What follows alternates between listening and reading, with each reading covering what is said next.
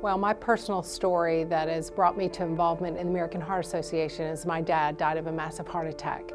Well, before that, though, I was well aware that he had heart disease, but my dad, being raised in the 40s and 50s, didn't have the educational background to know the dangers of smoking, to know the dangers of carrying all that excess weight.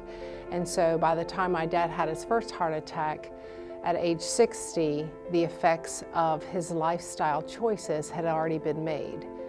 The physicians at the hospital were great about educating him on changes he needed to make in his lifestyle and changes he needed to make in his diet, and that did bring a huge change to the quality of life for him the last 10 years that he lived.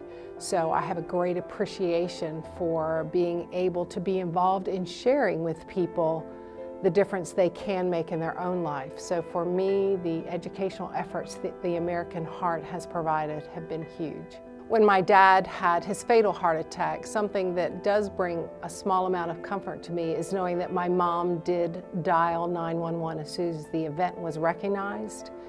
She got in touch with that dispatcher who gave her very specific instructions, and she followed them and was able to provide care until the EMS crew was able to get there to my dad.